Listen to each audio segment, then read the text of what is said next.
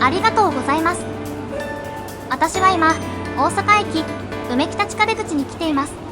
今回の動画は、大阪駅から新大阪駅を通り、大阪東線を経由して奈良駅まで向かう特急まほろばに乗車したいと思います。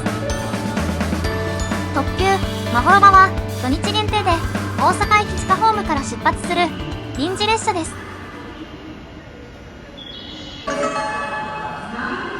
お待たせいたしました。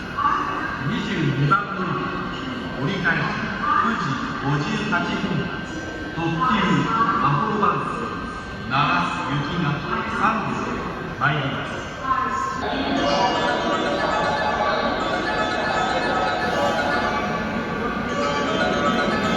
ご紹介します。今回乗車した特急まほろばです。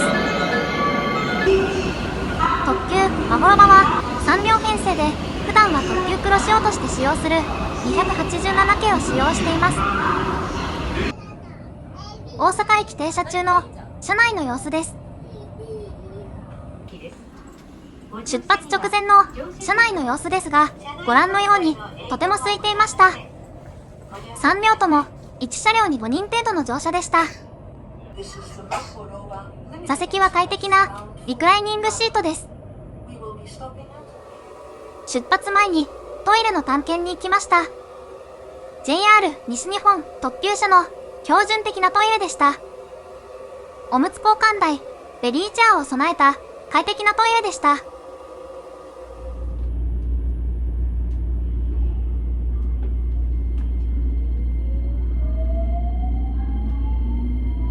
9時58分、大阪駅を出発しました。奈良駅まで59分の旅です。ホーム、奥に見えているのは白浜方面へのホームのフルスクリーンホームドアです。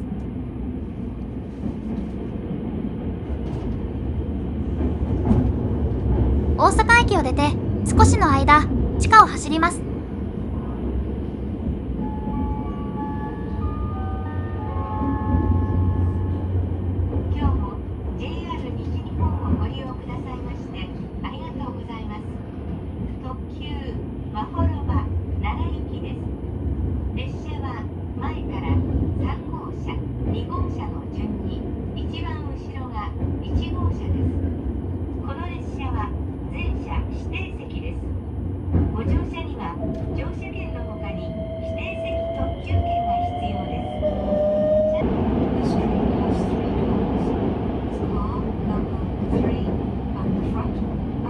すぐに地上へと出ました。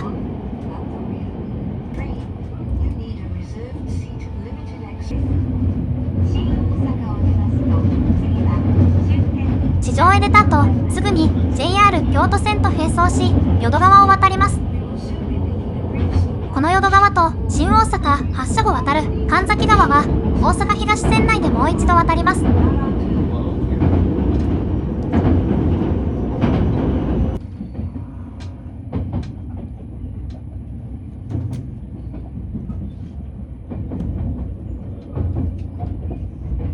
新大阪駅に到着しました。次は終点の奈良まで止まりません。向かい側のホームにはこれから白浜へ向かう特急黒潮7号が停車していました。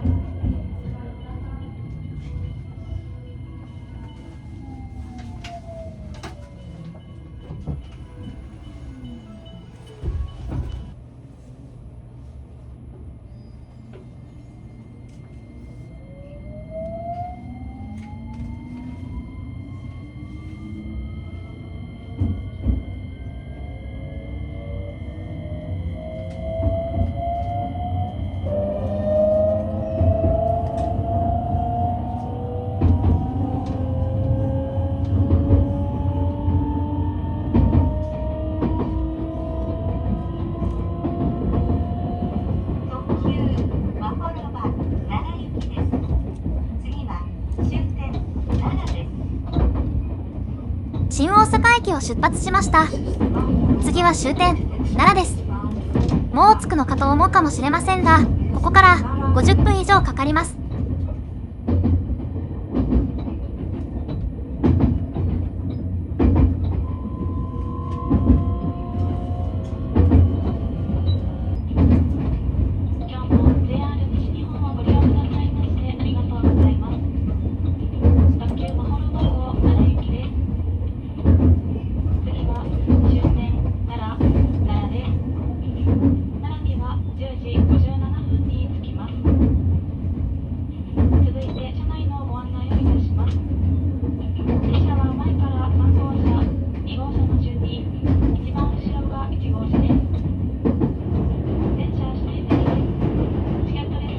今渡っているのは神崎川です。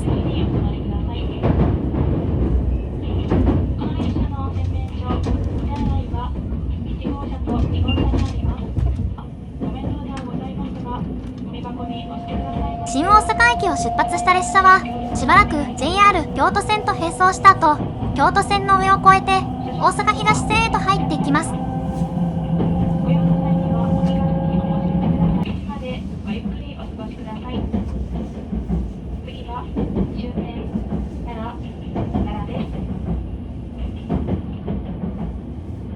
ここから大阪東線を走行していきます。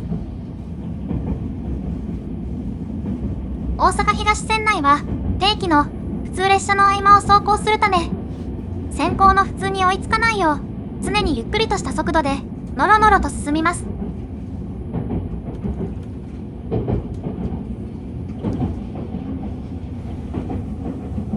南吹田駅を通過した後、先ほど渡った神崎川を再び渡ります。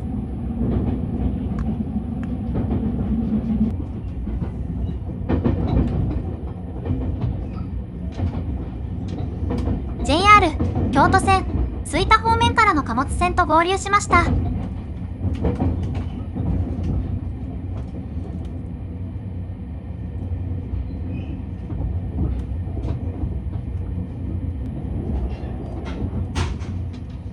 東海道新幹線と交差しました。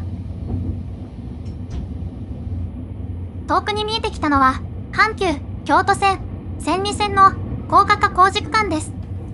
この高架化工事は阪急淡路駅を中心とした約 7.1 キロを高架化する工事で、都会の住宅地の幹線路線を2路線営業しながら新幹線の高架の上を越える難工事で、阪急淡路駅は完成すると高さ30メートルの二層式となるため、その姿は淡路要塞とすら言われるほどの巨大な工事となっています。 JR 淡路駅を通過しました。以前は上等貨物線と呼ばれ、90年以上前から貨物線として線路がつながっておりましたが、沿線の皆様からのご声援とご協力をいただき、2008年から花線9法時間が運行開始しました。これから通過する宇田川橋梁は赤川鉄橋とも呼ばれ、第二次世界大戦の戦火をも耐え抜いたおよそ610メートルの鉄橋です。をしていました。また、貨物列車が走る姿を間近で見られるということもあり、貨物列車撮影の名車にもなっていました。大阪東線のご案内でした。大阪駅、新大阪駅間で渡った淀川を再び渡ります。ちょうど良いタイミングで大阪伊丹空港に着陸態勢の飛行機が淀川の上を通過していきます。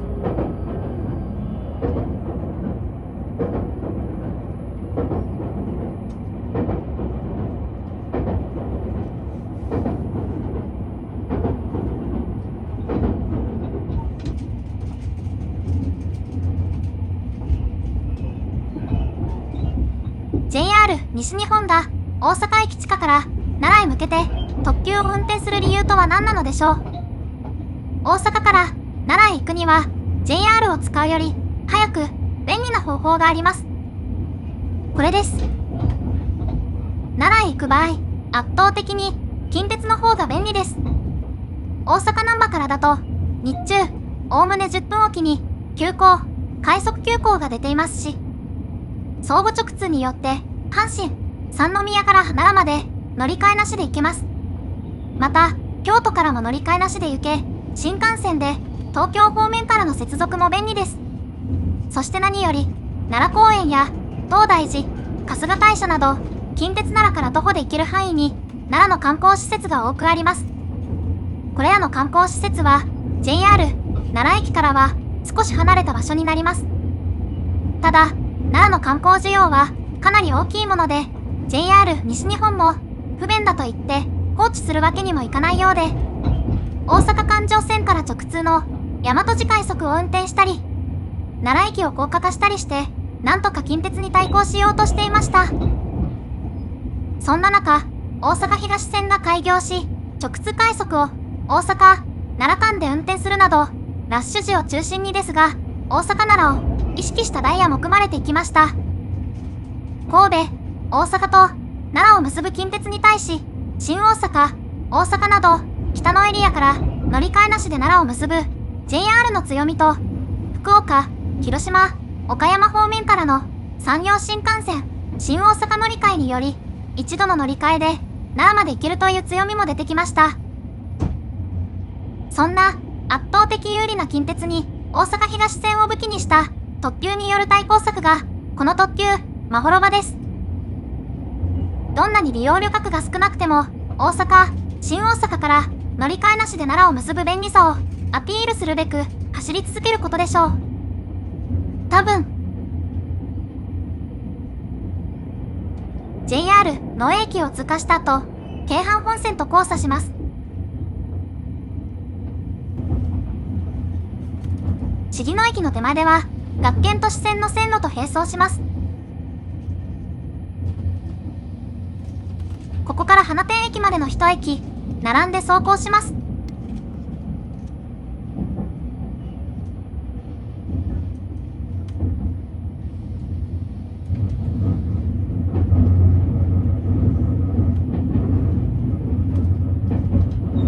相変わらず止まりそうなくらいゆっくりとした速度で茂野駅を通過します。茂野駅のホームには普通電車が停車してちょうどドアを閉めるところでした。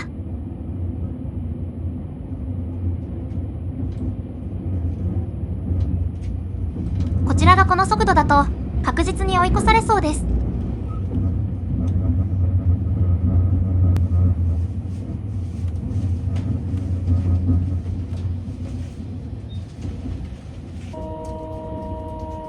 やはり先ほどの普通電車に軽々と追い越されました。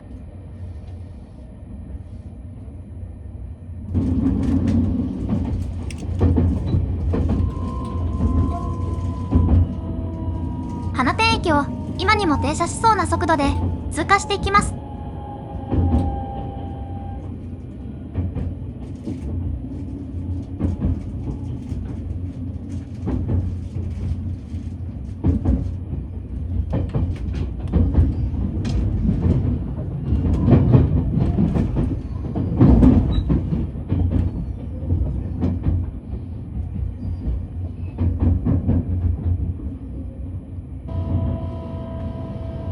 花店駅を通過した後、列車は大阪東線を久宝寺に向けて進みます。この区間に入ってからも列車は速度を上げることなくノロノロ運転を続けます。ご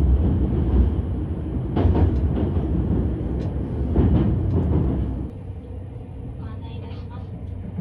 大阪東線のほとんどが高架を走っています。進行方向左側には大阪と奈良の県境にそびえる生駒の山々が、進行方向右側には大阪のビル街や天王寺のあべのハルカスがご覧いただけます。ぜひ今日はゆっくりと車窓を楽しみながら素敵な鉄道の旅をお楽しみください。ゆっくりと車窓を楽しみながらが皮肉にも聞こえます。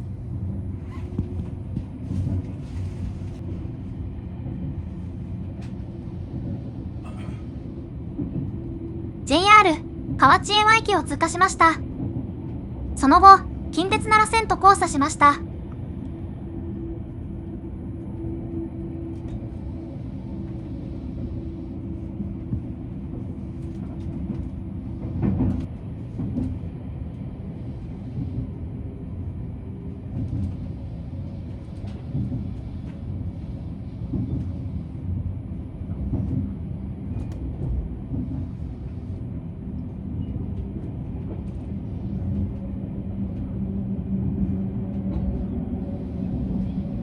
さらにその後、JR 春徳道駅を通過し、近鉄大阪線と交差します。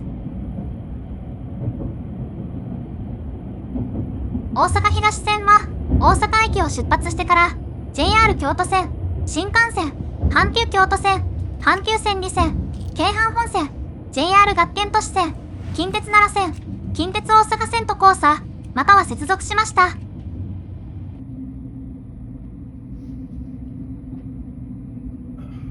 ちょうど車窓には、アベノハルカスが見えていました。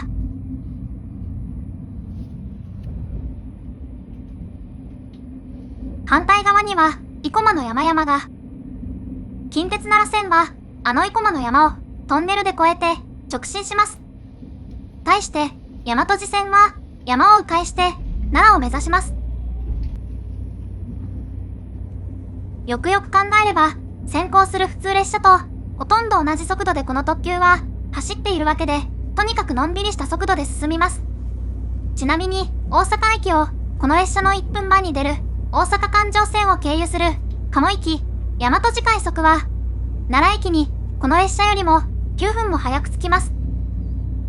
しかも、大和路快速は、乗車券のみで乗れるのに対して、こちらは、特急料金、1730円が、乗車券に追加で必要になります。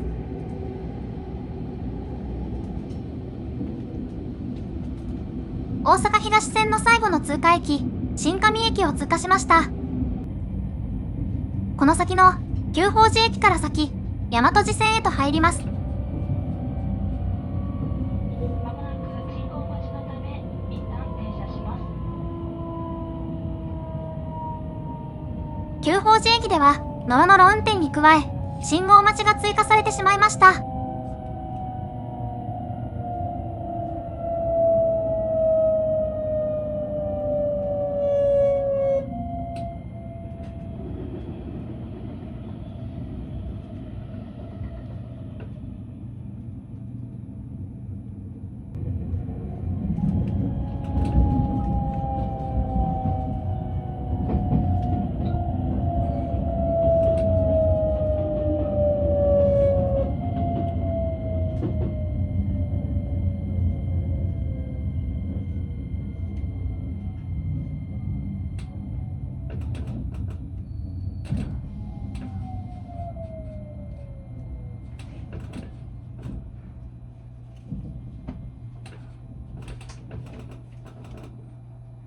久宝寺駅で運転停車しました。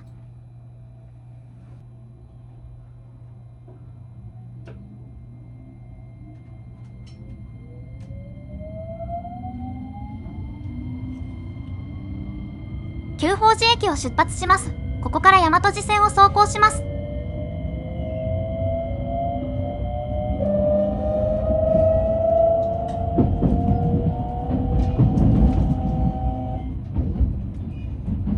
久宝寺駅引き上げ線には、今までこの電車の前を走り、ようやく終点に到着した大阪東線の普通電車が止まっていました。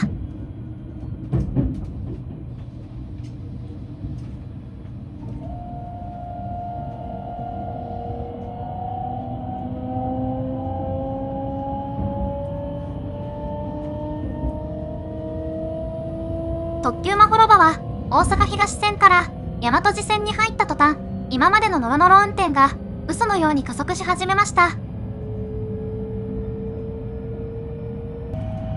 大和路線では前を走る遅い電車がいないため、通常の速度で走ることができます。今までの速度とは明らかに違う表変した速度で八尾駅を通過していきます。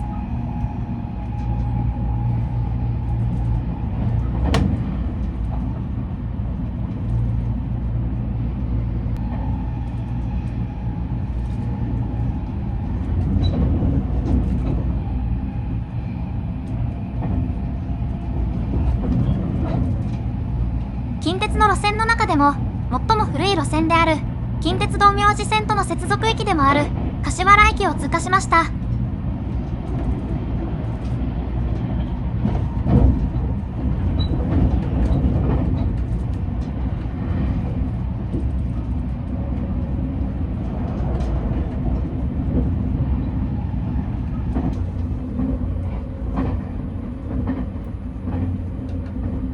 ここで一瞬ですが、近鉄大阪線と並走します。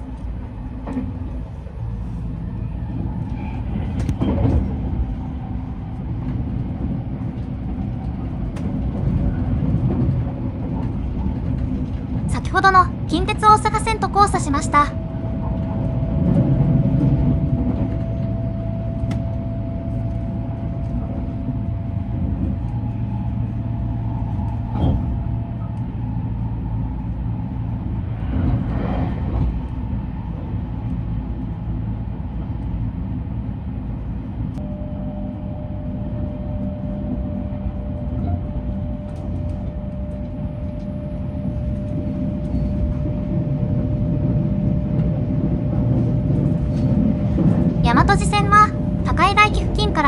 大和川を何度も渡りながら山あいの区間へと進んでいきます。鉄橋とトンネルの連続する区間へと進みます。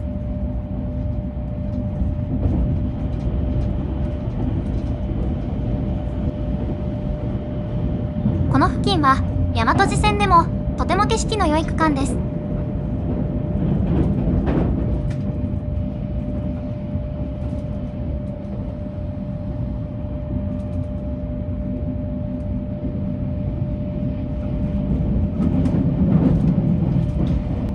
昔から地滑りの多発した地域にある河内片上駅を通過します。今やその数を減らし貴重な存在になった201系電車とすれ違いました。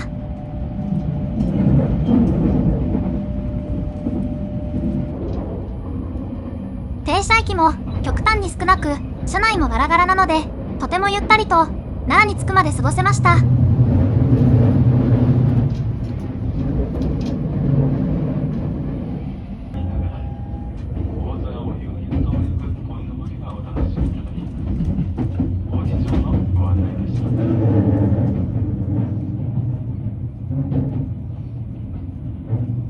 王子駅を通過します。王子駅手前には大きなカーブがあり、速度を落としてゆっくりと通過していきました。王子駅は JR 和歌山線に乗り換えができるほか、近鉄生駒線、田原本線との接続駅です。特急まほろばはこの先交差する近鉄橿原線を含め実に7回も近鉄線と交差または接続します。近鉄線の奈良県での勢力の強さが伺えます。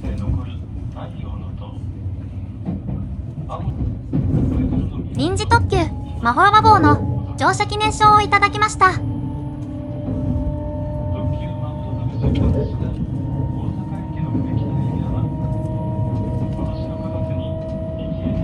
右に分岐していく線路が JR 和歌山線です。近鉄田原本線と交差しました。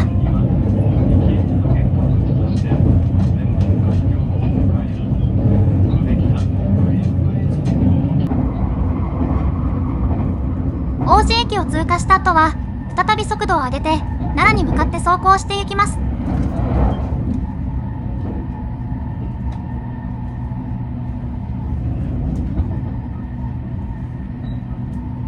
聖徳太子と推古天皇により創建されたとされる国宝重要文化財の並ぶ法隆寺の最寄り駅法隆寺駅を通過します。特急まほろばは現在は通過していますが、以前はこの駅に停車していた時期もありました。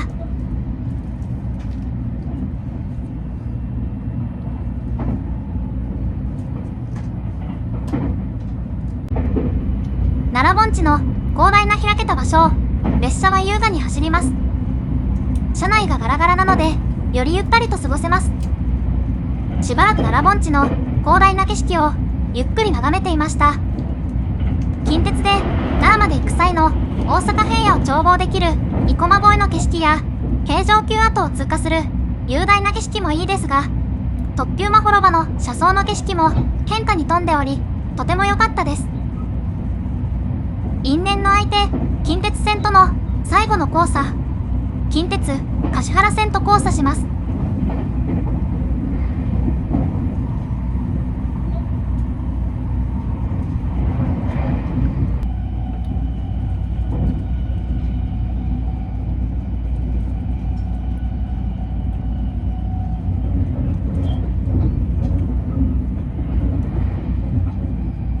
最後の通過駅、全国の金魚のふるさと郡山駅を通過しました。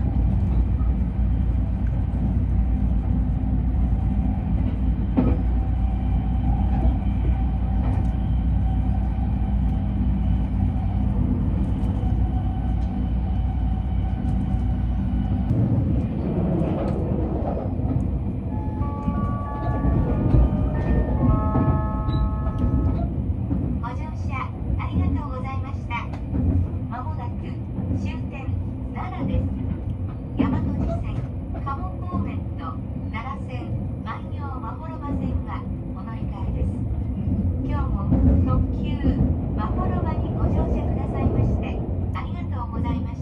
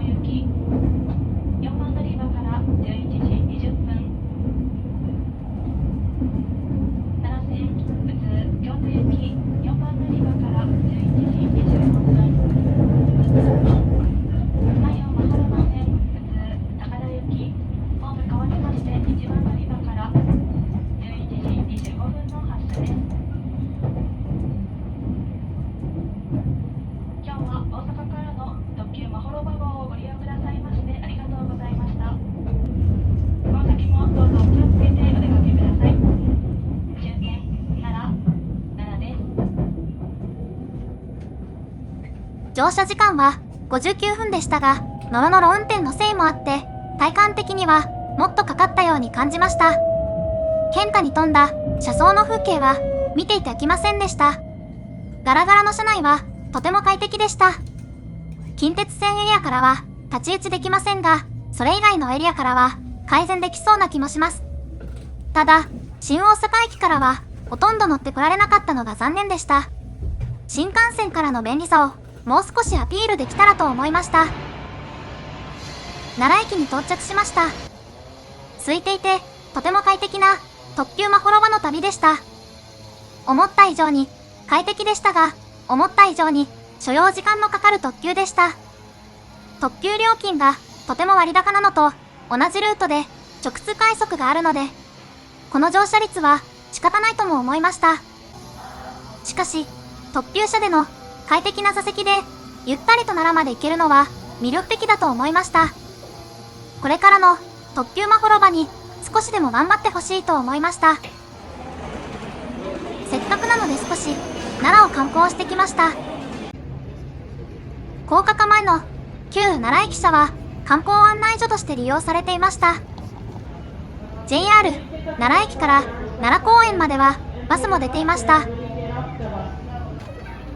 奈良公園にはたくさんの鹿がいてとても可愛かったです。鹿せんべいに群がる鹿は少し怖かったですが、奈良公園は広大なエリアに東大寺や春日大社、興福寺など歴史的な建物が数多く隣接するとても素晴らしい場所でした。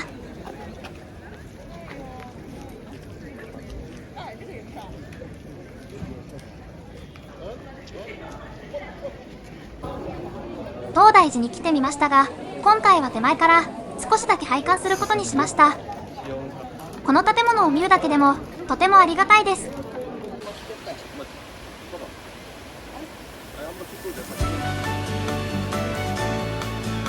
今回の動画は以上になります。ご覧いただきありがとうございました。たった3両編成で近鉄王国奈良に挑む JR 西日本の特急まほろばでした。もしも乗車の機会があった場合の参考になりましたら嬉しいです。今後も鉄道、旅行、ホテルの動画を投稿していきますので、高評価、チャンネル登録、ぜひお願いします。コメントもいただけると嬉しいです。それでは皆さん、次の動画でお会いしましょう。